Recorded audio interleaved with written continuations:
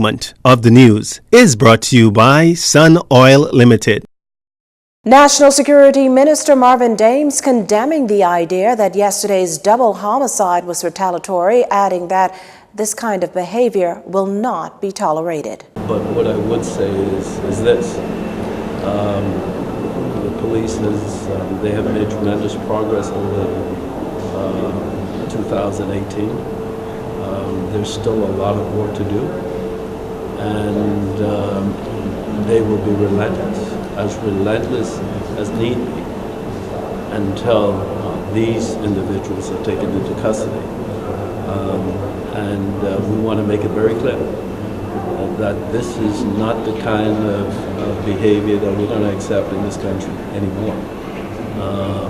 And we will continue to press for the remainder of 2018 and into 2019 to ensure that all of those young men in particular who are engaging in this kind of activities will be brought to justice. The victims in that matter have been identified as 33-year-old George DeVoe and 30-year-old Ashley Sarah Hilton.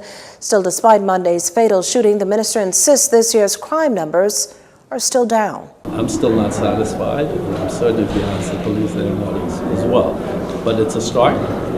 And as we move into 2018, the rest of our strategy and our layered approach will be rolled out.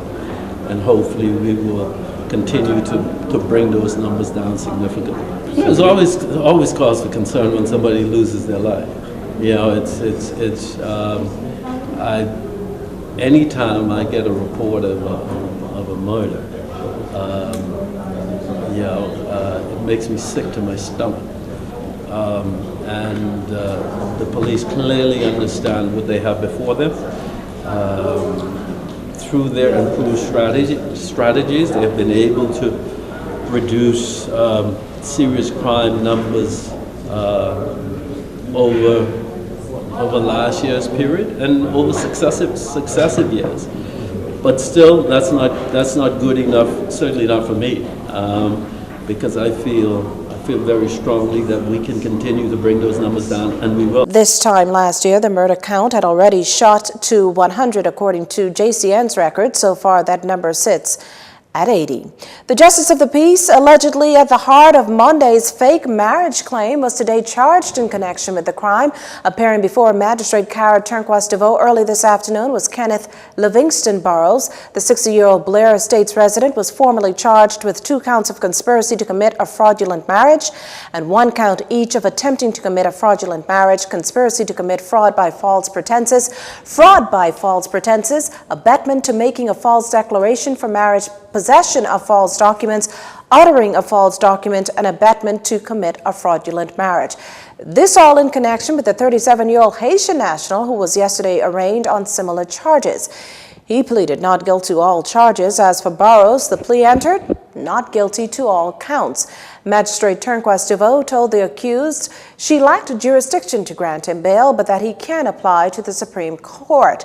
He was remanded to the Bahamas Department of Corrections until January 18th, 2019. The National Security Minister stressing the need for effective interventions to help offenders successfully enter the community, thereby reducing the possibility of returning to a life of crime. The call came during the opening session of a 2-day symposium focused on exploring community re-entry for former offenders here in the Bahamas. Offenders released from the correctional facility can face a variety of challenges that may prevent them from becoming law-abiding citizens.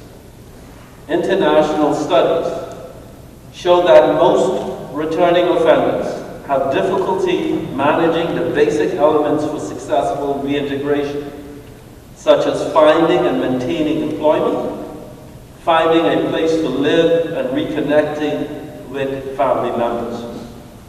Parole is a structured and supervised transition system that provides inmates with the necessary support to successfully re-enter the community. The Bahamas Probation and Parole Committee is chaired by former Police Commissioner Paul Farquharson. That committee began the job of charting a path to parole implementation.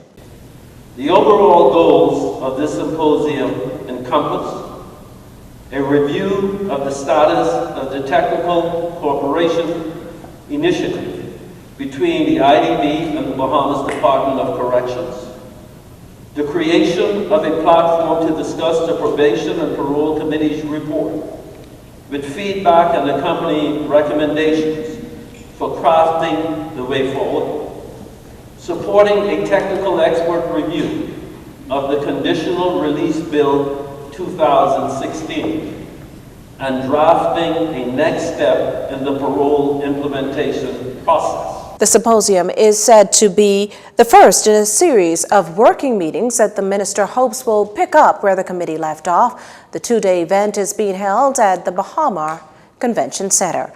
Our final story is up next. This segment of the news has been brought to you by Sun Oil Limited.